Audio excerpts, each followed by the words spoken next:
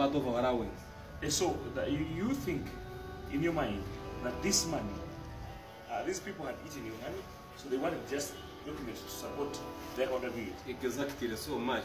Because we worked in Koboko 2 months and we received the 700,000. Do you think we were working for how much? It was more than that. We worked for 2 months. We received just a peanut. How much was allowance each day? They cannot explain it. Every information is confused. They can't tell you the truth. But what you know, they brought papers signed for 480. How can you sign the money here and you haven't received it? Receive and sign. So when I asked, that's when they promised me to transfer or to be killed or to be chased. So when you asked to explain why you are signing, you were promised to be killed or to be transferred or to be chased. And by a man called Isaac. He is a sergeant, he works in headquarters as a Musoga.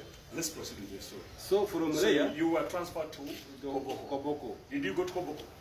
Because of the threats of my life, I wanted to first tell the boss of the prison. Then within 3 days, I go to Koboko. When he's aware that I'm now, even if I die, they have been killed him because he refused to pay sign the money that he has never received. So you didn't go to Koboko? So I didn't go to Koboko because... Did you meet your boss? I tried to meet a boss. I requested permission to meet Jabashisha, but my OC refused because he said, don't cause problems here. He sent me to the RPC of prison, still his headquarters, and the marching order is this one. I reached there when I told him that I want to meet CGP because they are harassing me and it is a transfer punishment. The man immediately said, no, don't talk about these things of corruption. You leave them. Now you said you want to go back to school and you are worried of your life because of corruption. You leave corruption. I request to go back to school. I said it's okay. After all, I'm saving life first. Then other things will come in. I accepted his advice. Then he said, now appeal against transfer so that we allow you to go back to school. I myself, I will get involved to help you to go back to school. I appealed.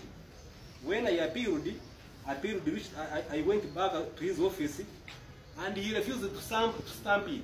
Who refused it?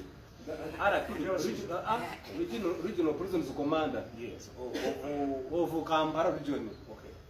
No one could allow me to see Jabashia because Jabashia, when he gets this information, was going to kill someone really and punish him seriously. You need to use a good word to manage not to kill him. So from there, I accepted it. So the letter asked for appeal was refused. Your appeal was refused, which meant you must go back to where you were. Was received, but not stamped or not signed. That's why it is not signed stamped. Okay. So from there, after 3 days, submitting my appeal, my letter for the chain of command up to the Deputy Commissioner General of Prison, who is called James Mwanje, Deputy Commissioner General of Prison, who is called James Mwanje. He received my appeal, the one that he refused to sign, and he requested me to call him.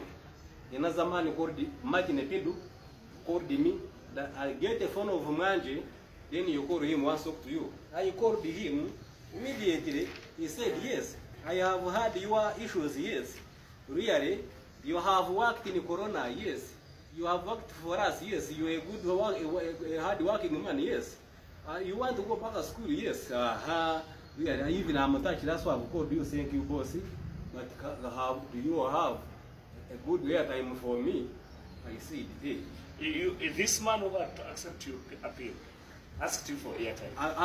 Asked me an airtime. So you can get appeal and you go to school. I go to school. Okay, we proceed now. From there, my mind triggered me.